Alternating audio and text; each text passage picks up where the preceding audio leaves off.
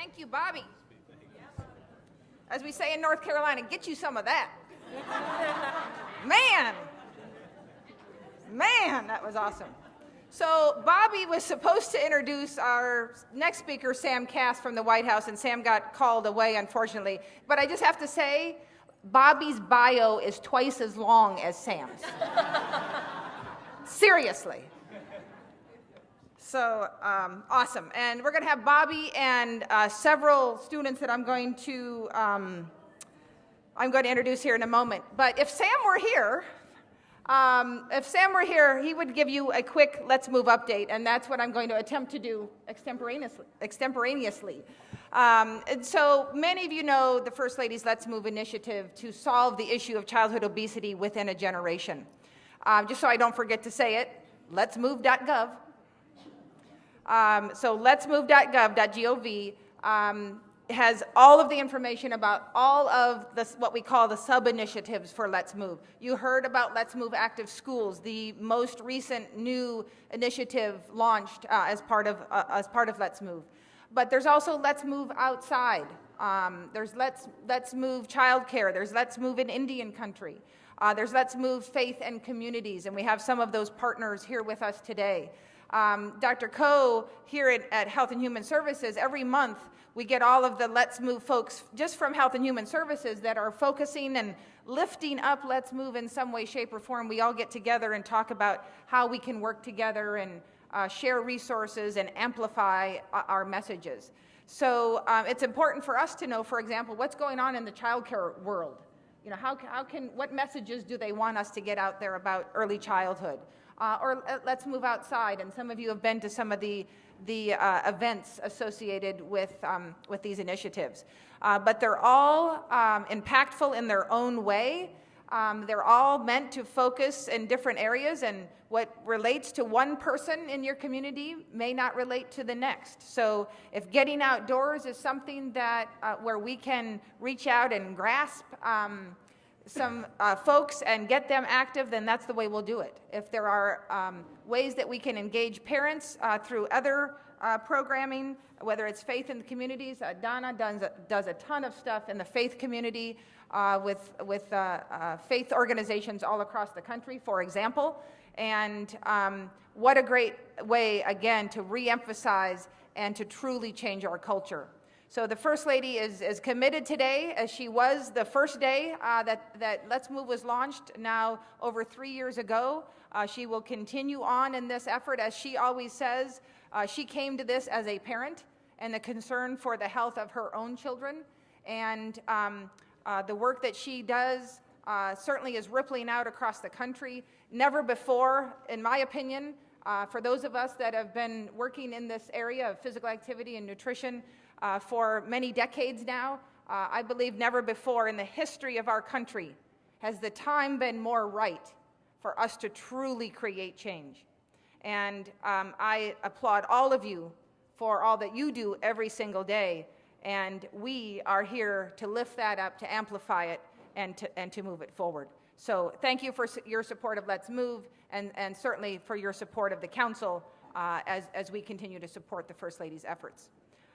More information, again, go to the website. You can sign up for, there's a little newsletter, an electronic newsletter that comes out. So if you want to stay updated on what's going on with the garden, the First Lady's Garden, or outreach efforts, or what's going on with Let's Move Active Schools, that will tell you. And these folks, again, up here have been writing blogs and, again, able to amplify messaging that way. So please visit the website and stay informed in that way. All right. So now it comes a really fun part of our day where we get to interact, and it's going to get real cozy up here in a minute. We are going to do what we call our council member and youth perspective roundtable. This is where we really get to interact with young people, get to know their perspective on things. We get to share ours, ask questions. We have young leaders with us here today to engage in this conversation. And of course, you remember from earlier, Abby Werner, who's 14, once again from Smith Middle School at Glastonbury, Connecticut. who you heard from earlier. Kennedy Collins is here. She's 16 from Magruder High School, who currently lives in Rockville, Maryland, and knows what it's like to be a military kid. We talked about joining forces and our military families. So Kennedy Collins is here representing military families. Bobby will be back, never fear. Bobby Sena is here. Again, he's 10 from West Creek Elementary from Florida, Orlando. And he's a youth advisory member for the Alliance for a Healthier Generation, among many other things that you heard. Hunter Paulin is 10, also 10 from Indian Head Elementary School in Indian Head, Maryland. And he is a 2013 NFL Play 60 super kid. Super kid. I don't know, he might have a cape. Not sure. Emma Buchanan, he should have one. Emma Buchanan is 16. I've met Emma before. She's awesome. She's from Patrick Henry High School in Glade Springs, Virginia, and she's a Fuel Up to Play 60 student ambassador. And then finally, we have Brianna Parker, who's 15 from South Colony High School in Colony, New York. She's a cheerleader from the Pop Warner Angels Cheer Squad, who we're going to be hearing and seeing a little later on. So at this time, I would invite all of our youth participants to come on up. We'll get situated here. I just wanted to let everyone know as they come up from somewhere that we, unfortunately, just because of how everything is situated in our timing, we will not have an opportunity to take questions from the audience. But we want to hear from you. And so please email us at fitness@hhs.gov, fitness@hhs.gov. If you got something you want to share with us, a question, a thought, a concern, your perspective, please send us an email at fitness@hhs.gov. All right, we have our kids. Young people. We have our students. Come on up. And you're gonna situate us, Lauren? Yes. So give us 1 minute. We'll get situated here. We're probably gonna get real cozy here.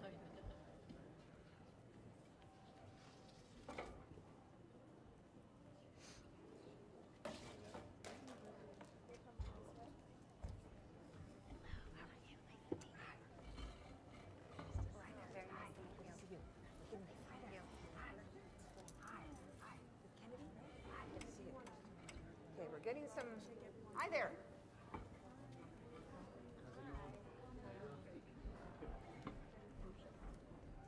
Is this Brianna? Hello, you here? Good to see you. We're so glad you're here. Hey, go girl. We're gonna have Brianna over here. No, she was shaking everyone. Oh, good. Well, please, yes. Okay. Yes. Okay, come on back to me. There we go.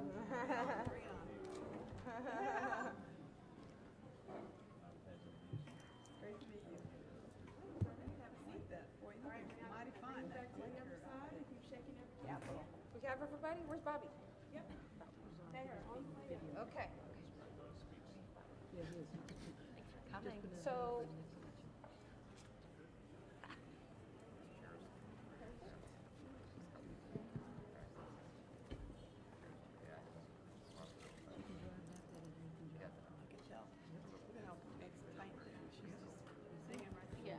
Lauren, do you have mics? Yes. Floor mics. Okay. For the kids? Okay. For the young.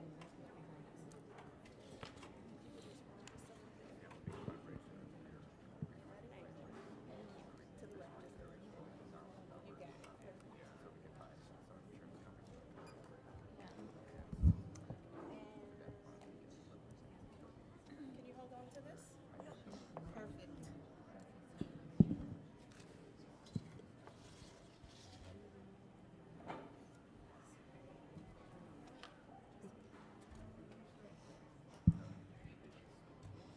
Can't move that thing? Okay. And Abby's coming too? Yes, Bob and Abby.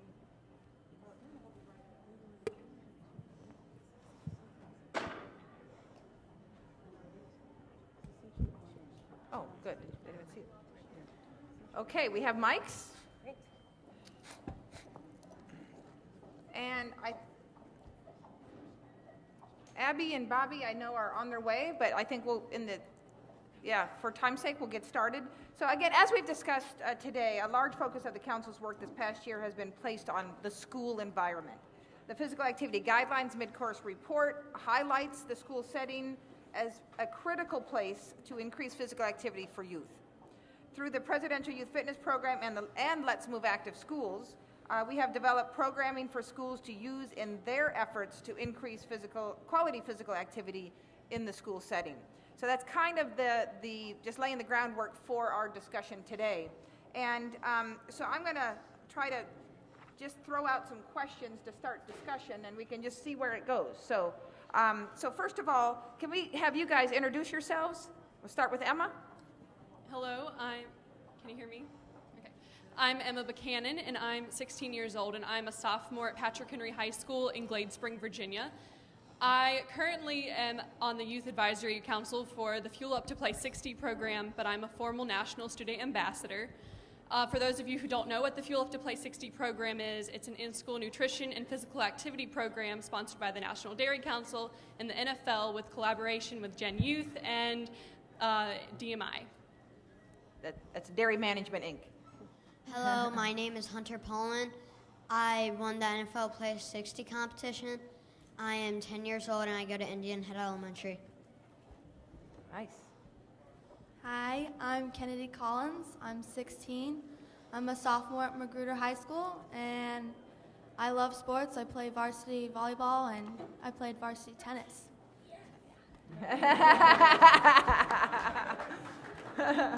Great.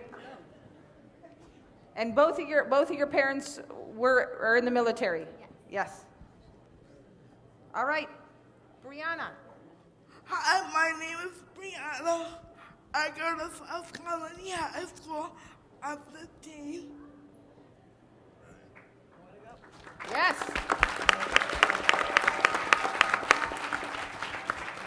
All the way from New York. What are you guys running laps or what? Yeah. That's right. So we have Bobby and Abby coming up as well. Since we've already introduced them, we're going to get started while they're getting seated. We can probably get another maybe chair next to Cornell there. Yeah. We knew it would be tight. Yeah. Sit up front next to Brianna up in front. Yeah. I think in front.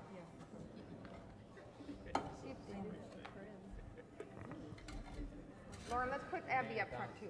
Can we just ask questions, or how are we going to do this? Yeah, so let me just start off with a quick question, and then we can go from there. So,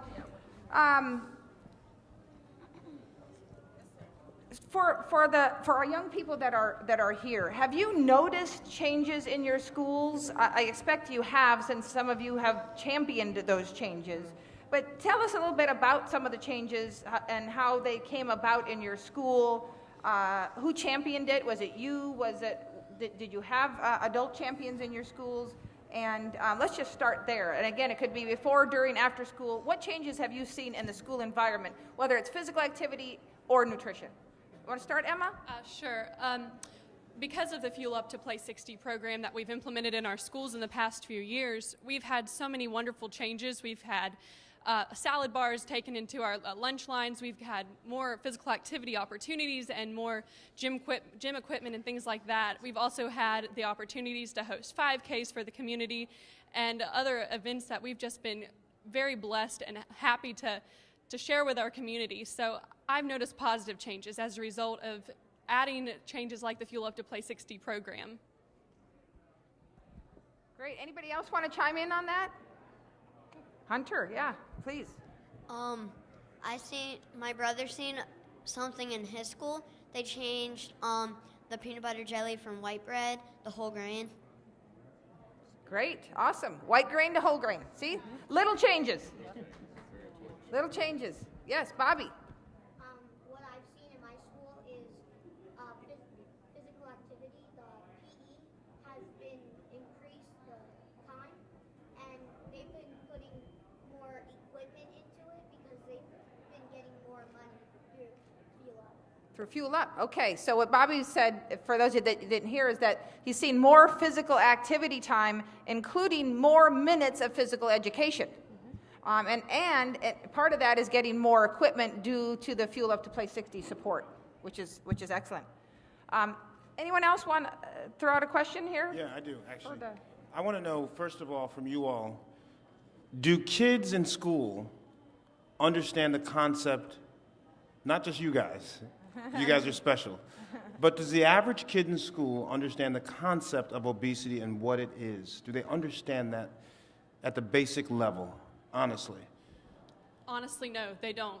The students in our schools don't realize the importance of wellness. They don't know these important facts that they need to have for their own lives. So that's why it's so important to be leading changes like the Fuel Up to Play 60 program and the Presidential Council on Fitness, because we're teaching those students the necessary information they need to live healthier lives. How do we get, as adults, how do we get into the schools, into the conversation of children who are worried about other things like Selena Gomez and Amanda Bynes? I mean, how do we, from a topic, how do we actually reach students so that we are a topic of conversation and we're just as important as talking about Justin Bieber's new release?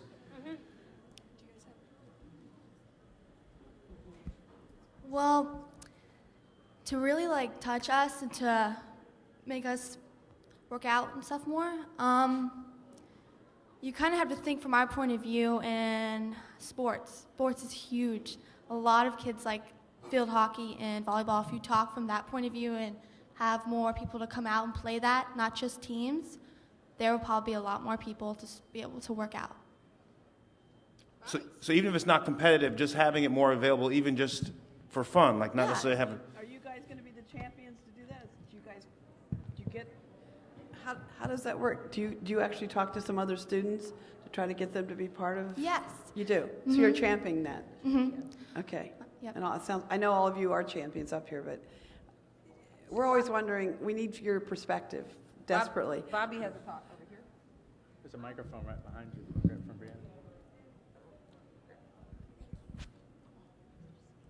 Brianna. Well, you had said about Selena Gomez. Well, you could actually get actors or singers to show that they're eating healthy as well, because some of the influence of children are stars, movie stars, singers, celebrities. They get influenced by celebrities. So maybe if you could show that celebrities eat healthy, maybe the kids will as well. Bobby, how old are you for real? Yeah, how old are you? How old are you for real?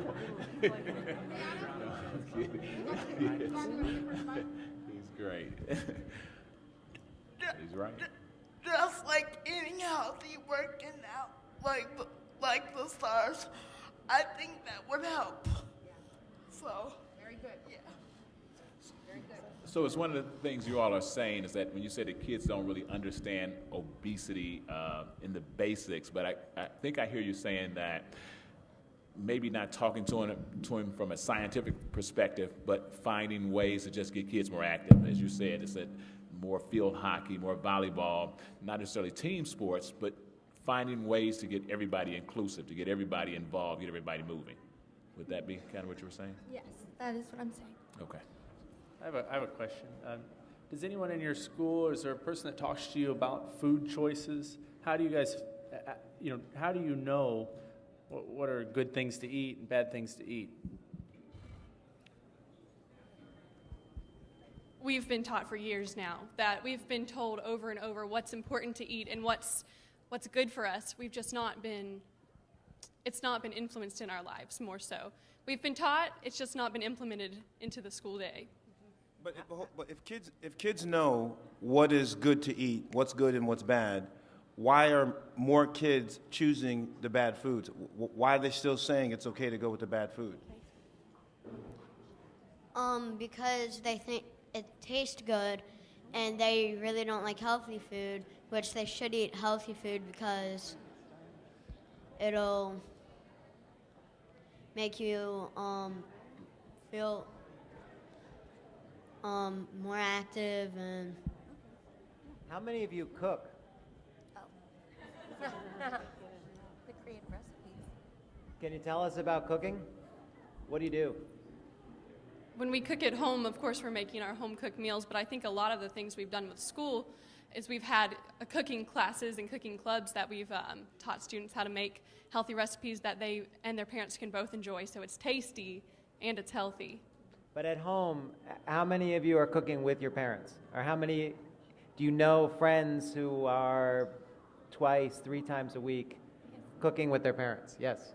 Well, I cook with my parents too. Sometimes I cook with my mom, and we make healthy dishes.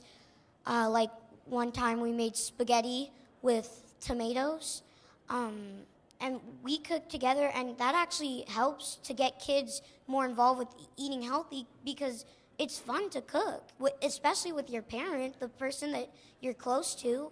So if you go more with your parents, interact with your parents more, go cooking with them, then that could actually help the cause of obesity to get the kids moving and cooking healthy foods.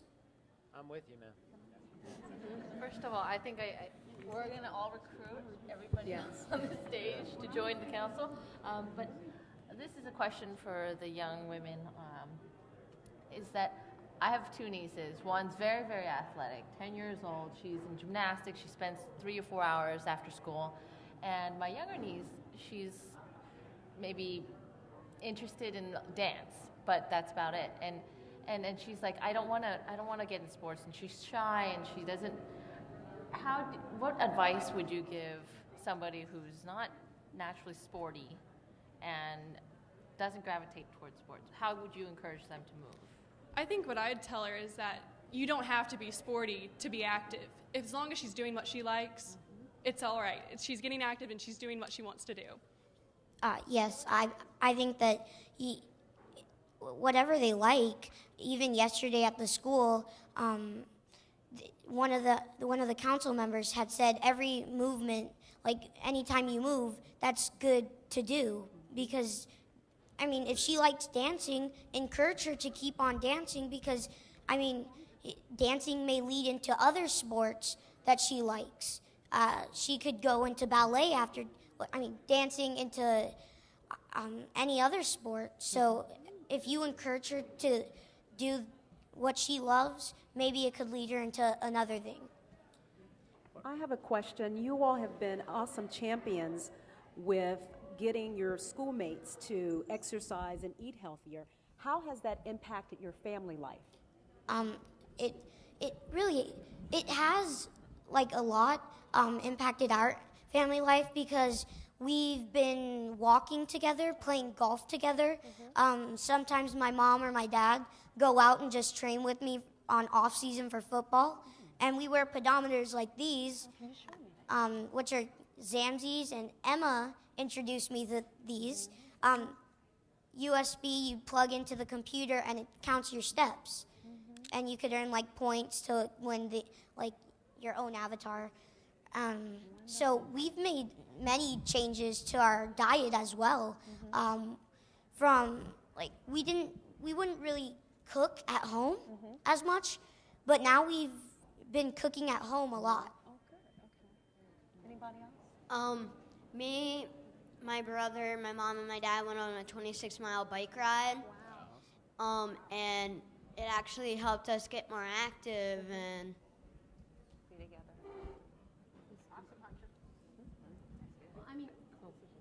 I've got a 2-part question. The first part, I want Abby to tell us how you got the rest of your schools involved, the students at your school, and then to open it up, what can the schools do to help you with your mission?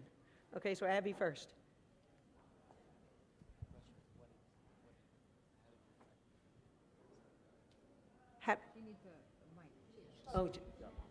Okay.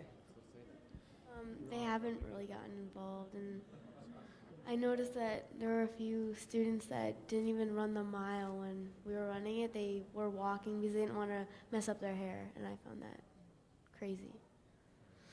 So you have your whole class moving now, though, right? Your whole class is engaged, or your school took on this as a project because of your leadership?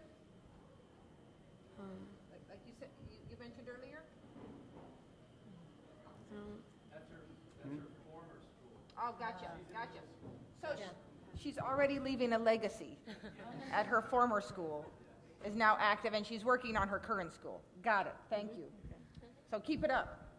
So these programs that adults create, Let's Move, Play 60, all these programs that we think are great programs, do students, not you all, do other students think they're great programs, or would other students like to see something in a different way? What would the students like to see as a program that they think would be effective? They love the programs. I know they do because of the incentives that they get from them. We've had NFL players come to our school, and that meant the world to those high school students. So the incentives that these programs are offering are just allowing these students to open their eyes to more wellness opportunities. But if you had to create a program, what would it look like? If it had to be different than our programs, what kind of programs would you guys create? It would look like Fuel Up to Play 60 because it's the student voice who creates it. Some of my friends don't like NFL Play 60 because they don't want to get active, but I'm trying to encourage them to be active and join the NFL Play 60. Yes, students in my school, elementary, love Fuel Up to Play 60 because at a younger age you have more energy. So of course they would like to get active. And I think more the older age is some of them are not appreciating Fuel Up to Play 60, Alliance for a Healthier Generation, because they don't like to be healthy. They think that broccoli tastes bad, or they have sugar in them, but that's good sugar, like you had said yesterday. But they think that they don't really, maybe if we could get them to understand more. I mean, through these programs, yes, they help us understand, us kids that already know that the importance of being healthy because our parents either implement it or our schools or anywhere we go to. So maybe if the kids knew why and got more involved with healthy programs, they would appreciate it more. I guess I have a question for you all. You know, I hear you saying that kids don't want to be active or don't like being active.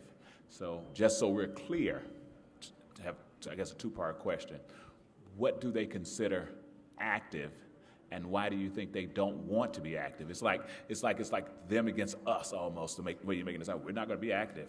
So what do you all call active? I mean, So I think I understand what active means, but I might not be sure when you all say, like he just said, kids, they don't really want to be active, and so. I mean, do they understand every time they walk they're active? And so I'm just trying to understand what are you saying when you say that? Well, what we're saying is that kids think playing on a joystick, moving their hand is active, or maybe pressing buttons and winning a game is active. And I want to connect Xbox for our school to teach the kids that playing video games doesn't have to always be on a joystick. I mean, there's creations like the Kinect Xbox that you can move while playing a video game.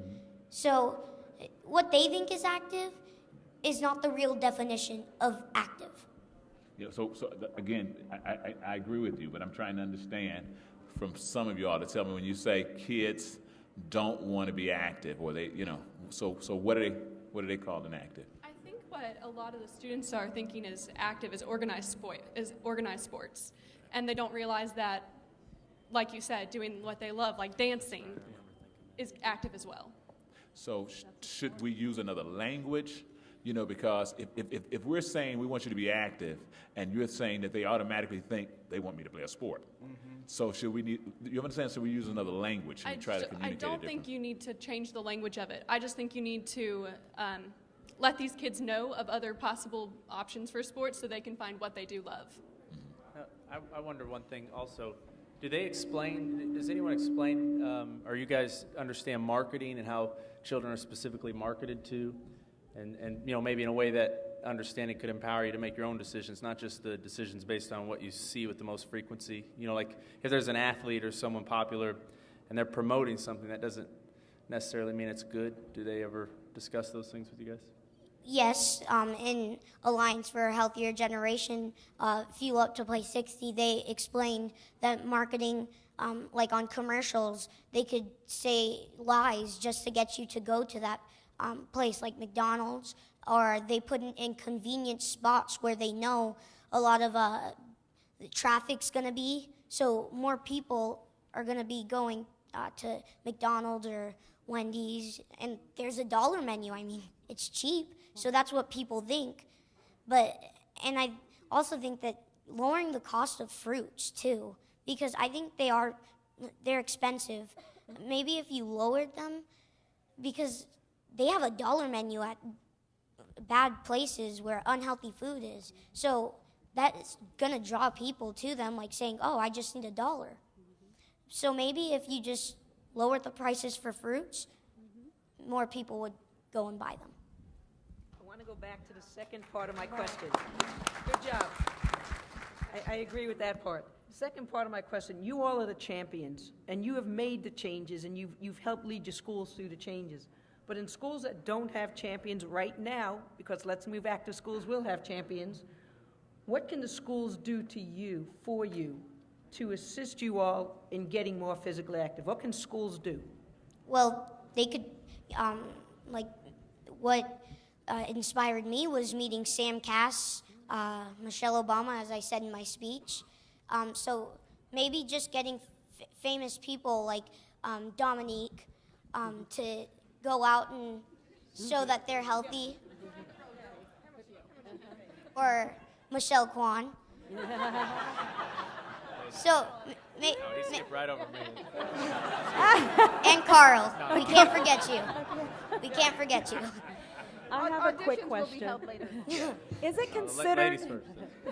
is it considered not cool to eat healthy and be active? Oh, for some of the older kids, Yes. their friends are the ones that influence them. Like the cooler kids, they want to be accepted. So if a kid doesn't like being healthy, then they more likely won't like being healthy as well.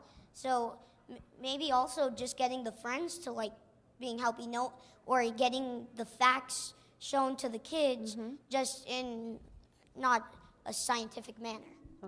Yeah, at my school, people think playing video games is really cool, and they think they're being active, like the other question, and they think they're really cool, but being active is, like, some of the cool kids like being active, most of them play video games, but I, like, stick with the active people, so, and we're trying to get the people who play video games to, like, be active during recess instead of, like, sitting around talking. But there are a lot of active video games too, right? I mean, we Yeah. have a partnership with the Entertainment Software Association, for example, and really looking at that industry to make sure there are more and more opportunities, because we know technology. We've heard technology. Kids want technology. How can they engage with technology? And so, do you see that that as a real role for more what we call active gaming? So it's not, as Bobby said, with the joystick or your thumbs. Yeah. It's you're actually having to be up and moving in order to have the game or whatever move on the screen. They're, like, talking about Modern Warfare 3 and all that stuff, where you just play around on a controller. Yeah. There's a whole nother topic, but that's a whole nother. That's a different meeting, but to your point, if there were more things that appealed to young people that was still utilizing video games, but that got you up and moving, that could be one of many solutions. I think that the Kinect Xbox that we have, the little kids, the older kids, even the cool kids, it kind of like is fun for them, because being active is pretty fun, and I think that with the Kinect Xbox, that it just kind of makes them happy, and thinking that video games don't just have to be sitting around. They could also be on your feet, moving, running, and there's bad games for them, but if there could, on the Kinect, they incorporate good games, so maybe the kids could enjoy being active. Brianna, anything you wanted to add to that? Sure. Like the Wii Fit, they still can be active. Yeah. You know, get their exercise and still be healthy. Yeah. You have a team, yeah. Yeah. Absolutely. And we're gonna hear and see Brianna's team here in just a little bit. So thank you for being here. Dr. How do children with disabilities in your schools exercise? What do they do? Since I have congenital heart defects, it's like blocking all the contact sports, and there's barely any youth leagues for non-contact sports in like where I live, around that area. So I kind of have a barrier where I like can't play contact sports when I really want to play football.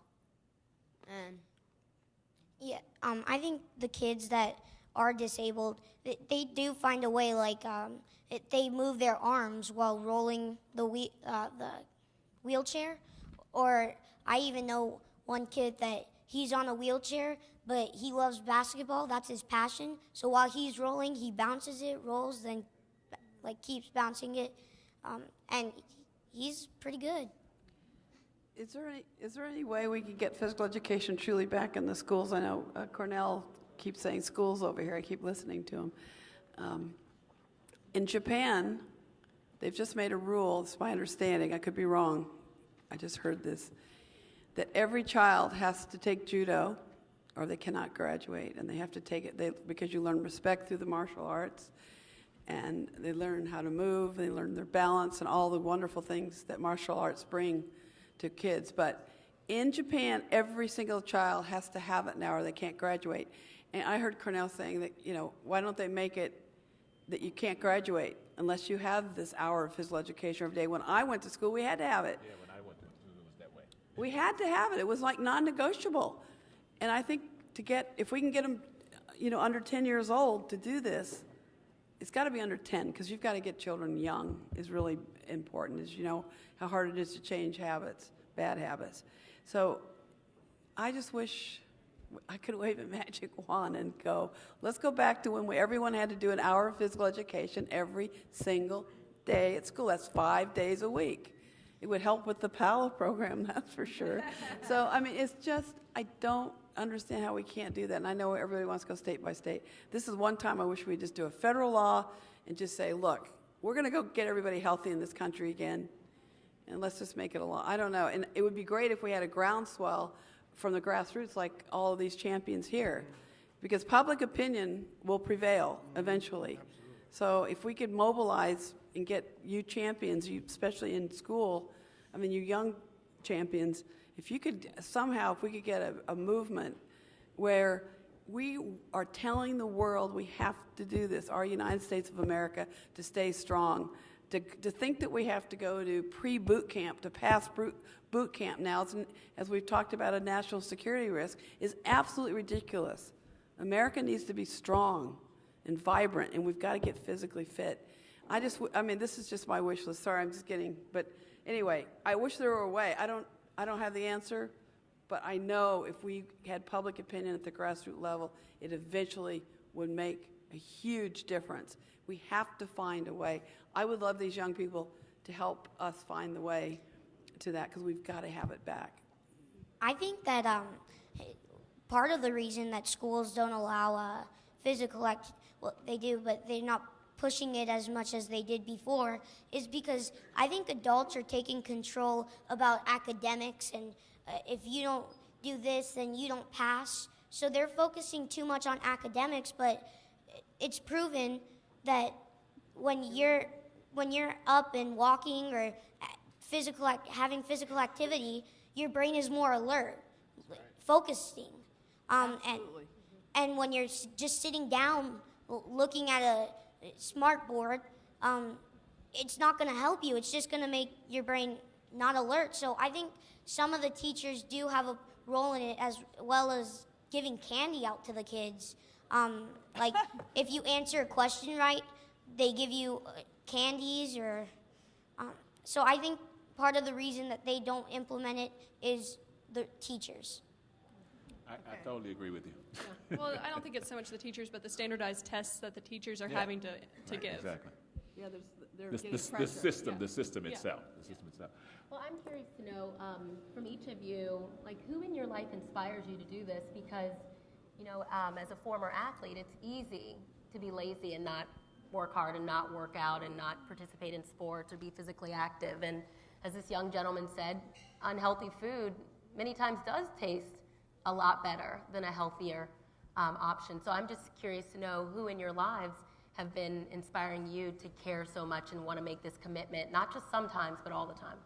Well, my inspiration was Sam Cass, Michelle Obama, and especially my mom. I mean, really, she's been the one that helps me through everything and tells me, oh, this is not good, or she says you can only eat this amount of calories each day.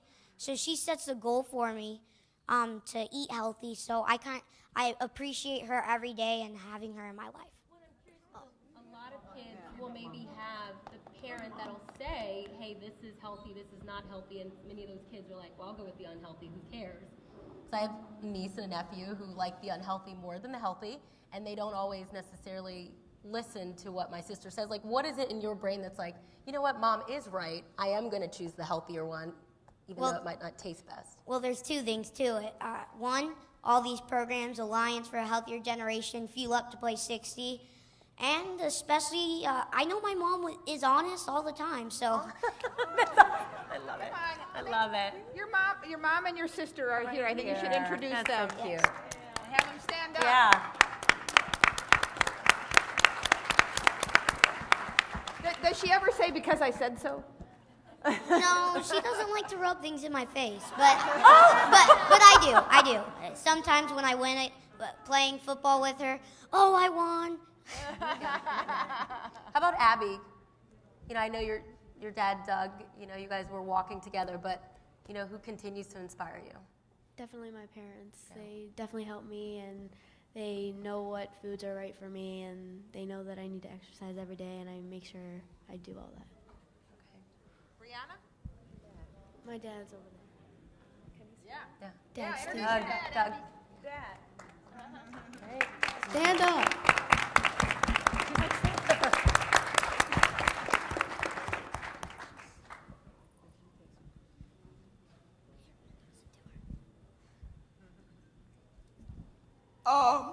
My mom, she makes sure I eat healthy, drink a lot of water, exercise, and I really appreciate that from her.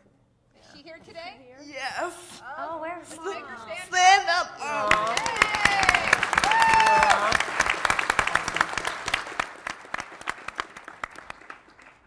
Anybody else want to?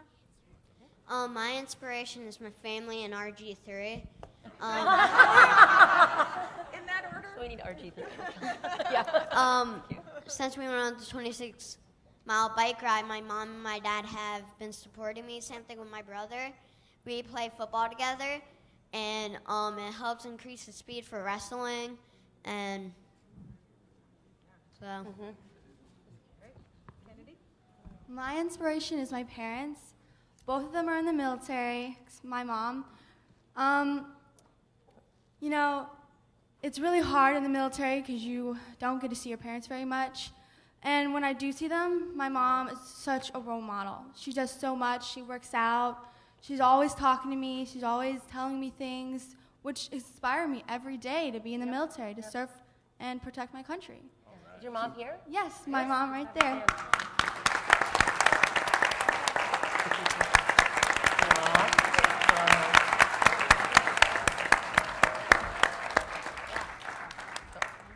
And my dad, he is great. He takes care of all three sisters. He helped build our house that we live in now. He is a great inspiration. He is such a role model. I love my dad so much, and my mom. That's great. My dad's right there. Yeah. While we're at it, do we have current former military folks here? And if so, would you stand up so we can honor you?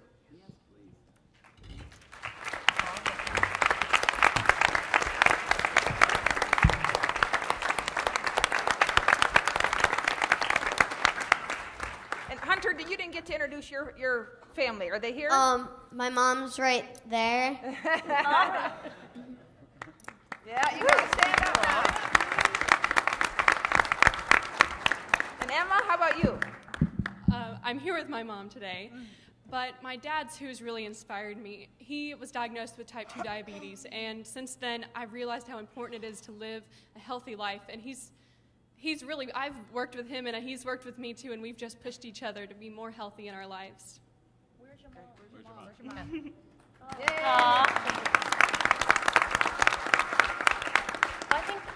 I think for us council, it was good to hear those answers because we know the home environment is truly what shapes the children more than any other environment, though we know you, of course, are in school 6 to 7 hours a day, but the champions are made at the home, and that's why you're able to impact your community because of what your moms and dads are doing on a daily basis. So I want to give the moms and dads a round of applause because it's truly you all.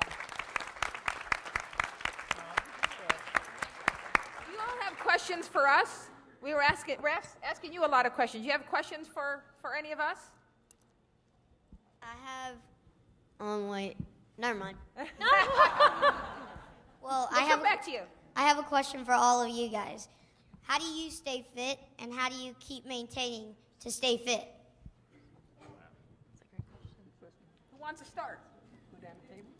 Just go down the row. Yeah. Cornell? I think Dan. You can start doing it. Dan. I'm starting? Yeah, you Yeah. I'm just looking, I might be the least fit guy on this panel. So while I work, I'm a chef, so I run about 100 miles a night through my kitchen. But I generally, I work during the day in the kitchen. I generally, during family meal, which is the time that all the cooks and the waiters sit together to have dinner, they do that at about 4. And so I go out for a run from 4 to 4:40. I'm very quick about it. And luckily I have a little shower installed in our basement, the restaurant, so I take a shower. I kind of do that every day. I'm not trying to compete with anyone. I'm just trying to stay awake. So I know that if I don't do it, like the second part of the evening gets really, really tough. So my motivation is staying awake. Car? I'm a fitness expert. I'm pretty active most days of the week, but I do have my It's Possible list. So I set goals so that I can work towards achieving that. So 2 years ago, I climbed Mount Kilimanjaro.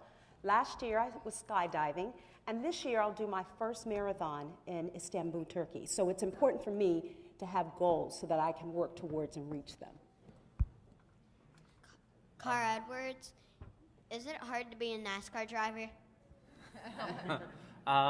Yeah, a little bit sometimes.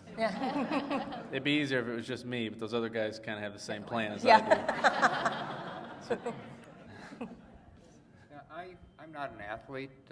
Couldn't pass the President's Challenge test when I was a youth. Began exercising regularly about age 29, and I walk my dog twice a day for a good half an hour. I try to lift weights about 3 times a week. Because you get older, your muscle mass decreases with age. In order to maintain your muscle mass and tone, it's important that you lift weights.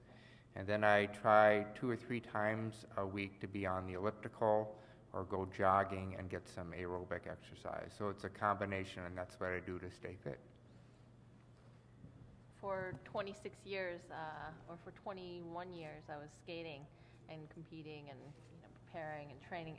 Every day was, as Dominique knows, hard work and lots of exercise. But now I'm working at the State Department, and I spend most of my days in front of a desk, in front of the computer, and I have to remind myself, like, get enough rest, eat well, and exercise. And I love yoga, so I have to either wake up earlier before work or do it after work to stay in shape. I used to make fun of people that work out. I thought it was a joke. I was, I thought I was too cool to do that. And then I realized I got motivated by Mark Martin, one of my competitors, and so I started working out and trying to be in shape because I thought it would make me a better race car driver. And now I just do it because I realize I hope I'm going to be on on the earth for a long time, and I want to be as healthy as I can be for my family and for anything that might come along. And also, I've learned that no matter what successes you have in life, or all those things that you got to be true to yourself and always invest in yourself and spend time and in your own thoughts and things. So it gives me 45 minutes a day or so to be by myself and to do that. So it's really become something that's a huge part of my life. Like Michelle was saying, I wasn't in the sport for 21 years, but 18 years, and I worked very hard in the sport of gymnastics. And when I retired at 23, I did not work out. I became one of those very lazy people where I just didn't care so much about physical fitness, and I felt horrible. And I wasn't productive at any aspect of my life. And honestly, I'm sure the people around me stayed a distance from me because I was just miserable to be around. And so really, I work out today because it helps my mood. It helps me feel more alive and feel more happy. And I always say, before popping a pill, try pressing start on a treadmill first. And so that has truly been part of my motivation. And then also, I've been doing motivational speaking now since I was 19. And I wanted to make sure I was always true and genuine. And I wanted to make sure that I was someone that was not just talking a talk, but also someone that was walking a walk. And so I'm always someone that challenges myself to practice what I preach. And that's also part of my motivation of why I work out and care about what I put in my body. That's great segue.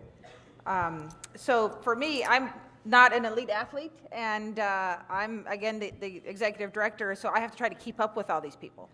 But great role models here. And I think for so many, and many of you have alluded to this, it's about being healthy, but part of that is mental health. You know, your mental and emotional health. And I think as what's up on the screen now, we talk about in the classroom, well, it's good for all of us, right? I know for me, I'm best if I work out in the morning, and that prepares me for the entire day. So that's what I try to do. I played sports growing up, but now it's just really about getting some cardiovascular, the strength training in with it. Is equally important, as Dr. McDonough said, and really going out and enjoying new things. So I've enjoyed trying new things as well, and getting out there. So. I have a different story. Had a very active competitive life until a motorcycle accident that caused me to lose the loss of my left leg at one time. So 2 back surgeries later, I now walk and scuba dive as opposed to running and cycling for competition. But I've also noticed that if I stopped emailing and go to office and office rather than calling or sending an email, I put a pedometer on one day, and just by doing that, I found I can put on 7,000 steps a day by stopping the emailing and phone calling and walking to offices. So it can be done, and sometimes when you have more years behind you than ahead of you and your lifestyle changes, there's still a way to get physically active. Just find the way that you can be active.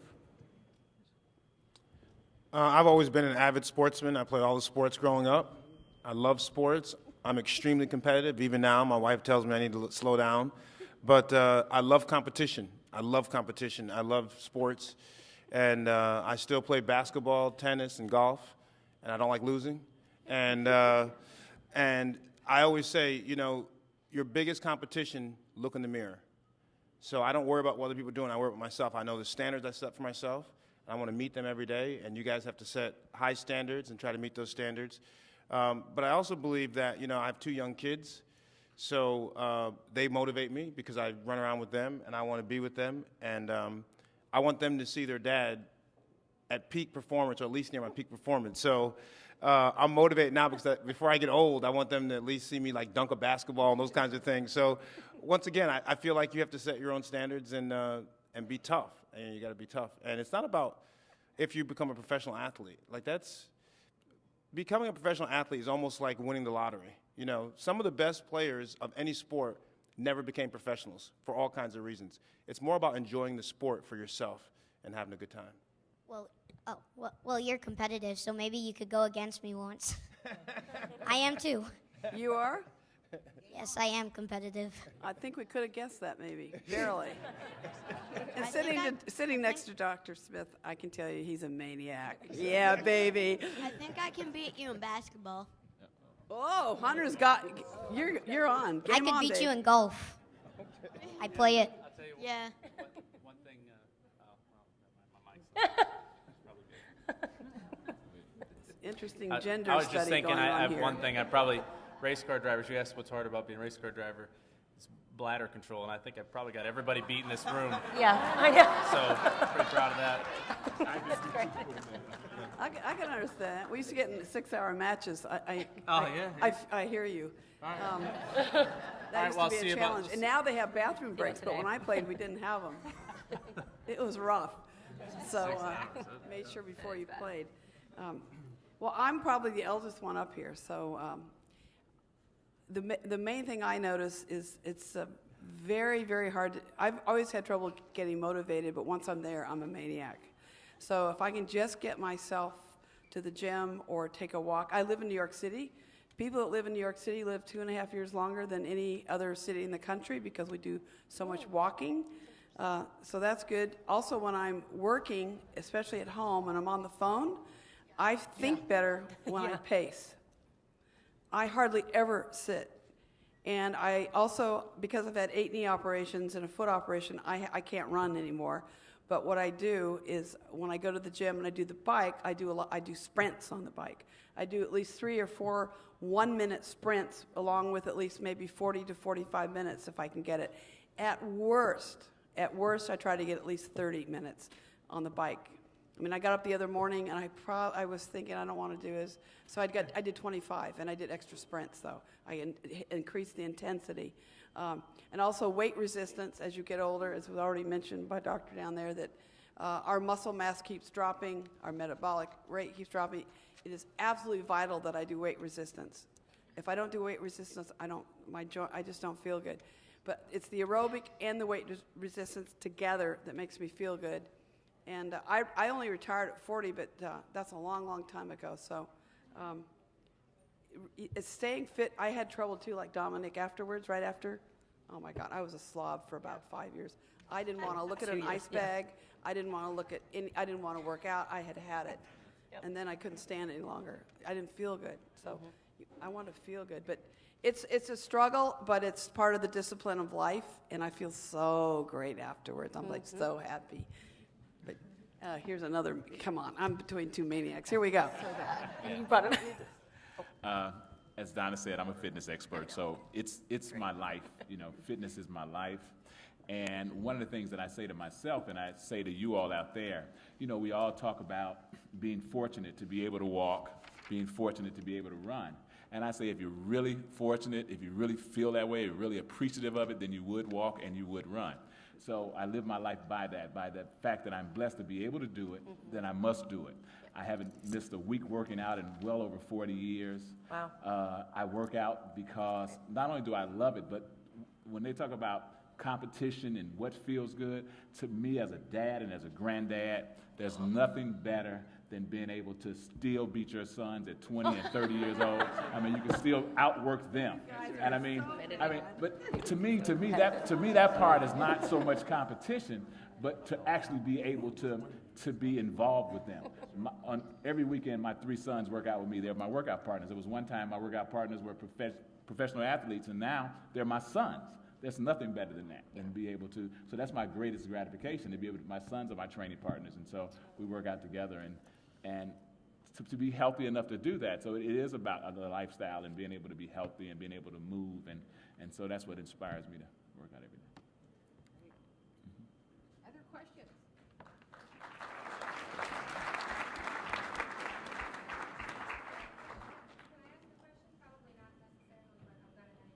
I am a parent of a child, more than one child with a disability, and I would like to know what you, as the council, can do for us.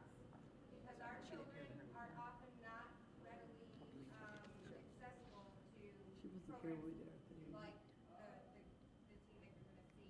We have to seek them out. They are not so much parts of our schools. They get their required adaptive PE, but then you're on your own.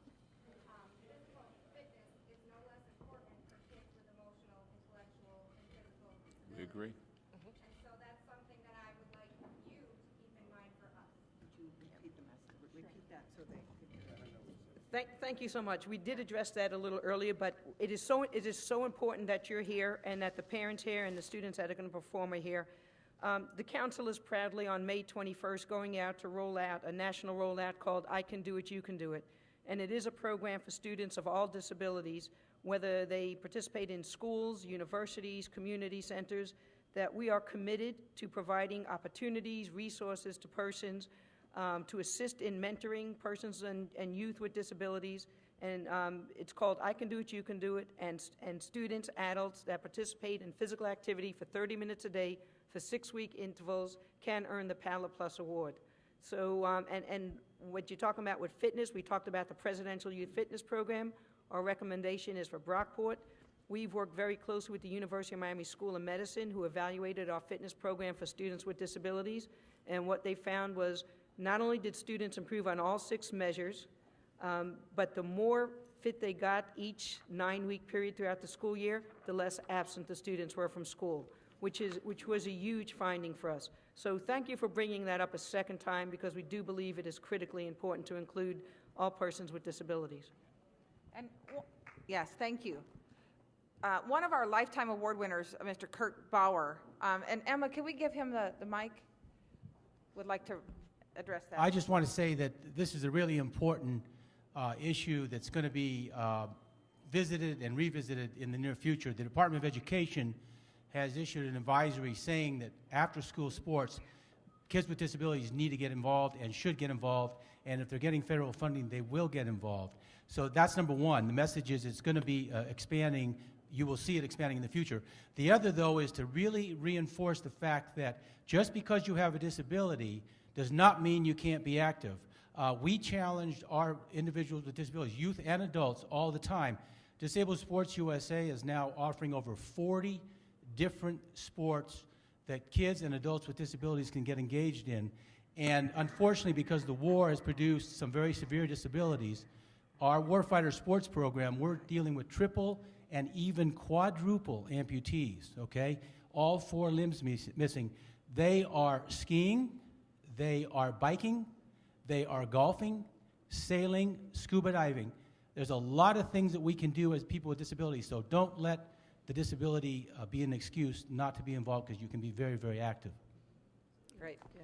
Thank you. That's great timing, and unfortunately, we've got to wrap up this part of our session. Let's give our young people a great round of applause. Thank you all so much.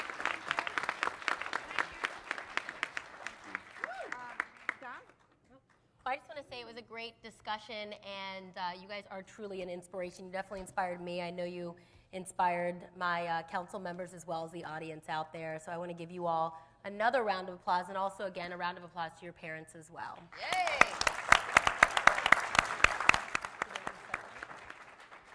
Okay, well, we're going to be moving on, and next on our agenda is an update on the National Foundation on Fitness, Sports, and Nutrition. Cindy Sisson-Hensley is here with us today to update us on the latest progress of the foundation. Cindy is a renowned business, sales, and marketing executive with a distinguished career that has encompassed the world of Fortune 500 companies. Cindy currently serves as the Senior Advisor and Director of Development to the National Foundation on Fitness, Sports, and Nutrition. In this role, she is leading a multi-million-dollar fundraising campaign in support of the President's Council on Fitness, Sports, and Nutrition's newly launched Presidential Youth Fitness Program. This program is foundational to the larger national focus on improving the physical activity, fitness, and nutrition of America's youth. Cindy has founded numerous companies, most recently Connectivity, an agency specializing in assisting nonprofits, schools, and other organizations which raise funds through creative solutions using state-of-the-art technologies and extensive consumer engagement. Prior to Connectivity, Cindy served as the president of Hop Sports, a global health and wellness network dedicated to fighting childhood obesity. Among those brands, properties, and agencies, Cindy has worked with the 1984 Olympics, the NFL, NBA, MLB, NHL, PGA, LPGA, Gatorade, USPS, Pro Cycling Team, and NASCAR. I wanted them to take care of everything, so I just kept going. Yeah. I want to see the cheerleaders. I know, exactly. Well, please welcome Cindy. Thank you. Thank you. I'm so honored to be here amongst all of you council members and, of course, all you great people in the audience. But Darlene, Dr. Yancey was an inspiration in my life. What I found out from Shelley a couple weeks ago, and to have you on stage, what an honor to see you today. And I don't know where that beautiful little girl is, but thanks to Dr. Yancey, a lot of the movement and a lot of the great momentum that we're building in the United States is to that wonderful woman. And I'm a UCLA grad too, so I have a passion for her. So the National Foundation on Fitness, Sports, and Nutrition, we were established on December 22nd, December 10. President Obama signed the act. It took 17 years. And what have you done for me lately, Cindy, right? So I'm working on it. But the foundation was really established to support the great works that you've all learned about today, the Presidential Youth Fitness Program, I Can Do It, You Can Do It, and on my shoulders just to go out and raise millions and millions and millions, and did I say millions of dollars? Asim, are you here? Am I allowed to say that? Okay, this is a wide gathering of friends, so I'm allowed to kind of say what my mission is, but a lot of money. Our board members include Tom McMillan, Scott Blackman with the U.S. Olympic Committee, Pat Cunan, Chris Collinsworth, some of you might know him from NBC. Bobby, he's probably going to be announcing your football career down the road, I guarantee that. Raul Fernandez, Rockne Freitas, who used to play for the NFL and is now he works for the University of Hawaii, but just got a huge promotion there. And then Maureen Schaefer, one of our board members. And I'm very honored to work in raising the funds for the Presidential Youth Fitness Program. Our goal is to be in 90% of the U.S. public and private schools by 2020. To do that, to raise the money, I've got to go out with all of your help and raise close to $150 million. And we've been very blessed. I don't know if you shared this earlier today. Have you shared am I allowed to share our first funder? Am I allowed to shout out? Is she here right now? She was. Do you know who I'm talking about? Are you here? Okay, our first presidential inaugural funder was the General Mills Foundation. Ellen Lugar was here earlier, I believe, but what's neat about that announcement is that other companies are now following. So when I stand at a meeting or present the program, the fact that they've given that kind of money really helps us out. Dr. Giannini, I don't know if she's still here, but I've been to the I Can Do It, You Can Do It event with Dr. Greenberg 3 or 4 times. And I encourage everyone in this room, if you even have frequent flyer points, on May 21st to be with Dr. Greenberg, because there's nothing like seeing 1,800 beautiful children up there. Dr. Bauer, I don't know if you've been there, but if you haven't, you need to be there. And I'll pay for your flight there with my frequent flyer points. But to see these children that have committed to receive the PAL Awards, it's truly amazing. So I'm on a mission. I'm here to support you. I'm here to support the great works of our council. We had a big friend-raising event again last night. And the train is pulling out of the station. And I hope if anybody's in here that wants to learn more, you can reach me. And I hope next year, after listening to Dr. Cole, that I will be coveted, because I'm going to have a lot of great things to share with all of you. Thank you. Well, thank you so much, Cindy. Thank you so much, Cindy. Well, before we end today's meeting, I would think it would be a great idea for us to get moving once again. And what better way to be led by a group of amazing and inspiring teens, a part of the Pop Warner Angels Cheer Squad, to lead us in a cheer to motivate us to be active each and every day. Welcome, young girls.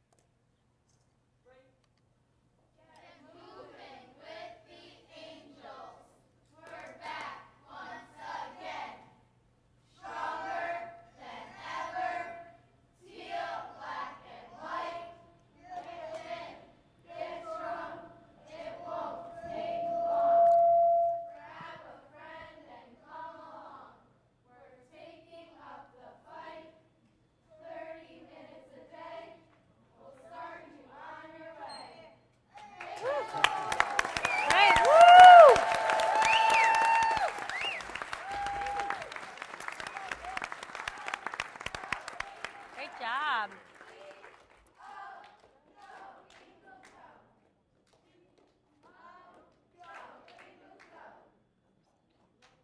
Woo! Wonderful. Good job.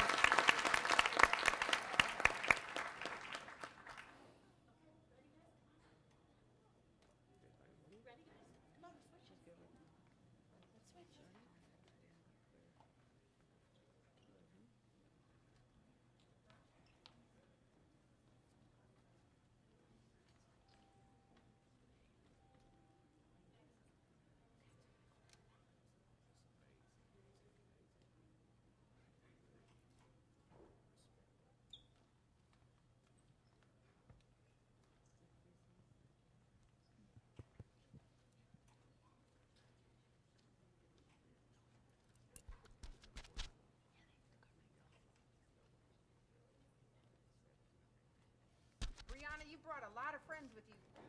Yeah. You brought a lot. You did. It's awesome. That's great. Sweet, Shelley.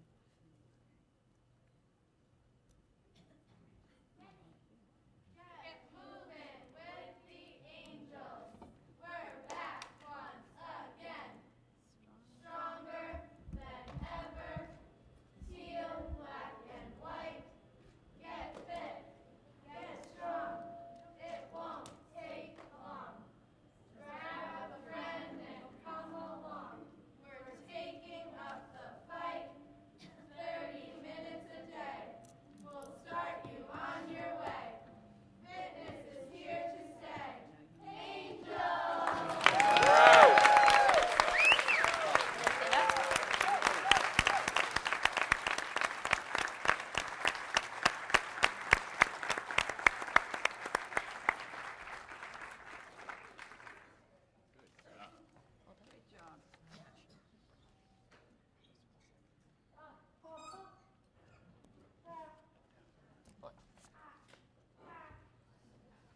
Well, those performances, I think, were quite motivating, so let's give them another round of applause. Thank you.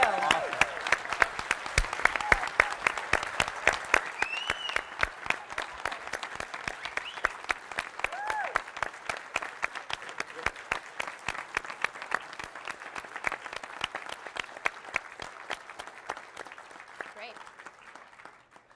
Well, thank you, young girls, as well as I saw that there were 2 young gentlemen involved as well. You guys did a phenomenal job, and that definitely got us motivated and energized to continue this fight to combat childhood obesity, to get our young kids healthy and active once again. I want to thank you all for coming to the meeting, everyone online as well. Thank my council members for their commitment, their dedication to this cause. And I want you all to remember, go to our website. It's fitness.gov. Also, we're all about social media. You got to connect with people to make a larger impact. So remember, when you're on Twitter, it's @fitnessgov, and then #MoveInMay for Physical Activity and Sports Month. Make sure you're making that impact and you're speaking out. Thank you all for coming this afternoon.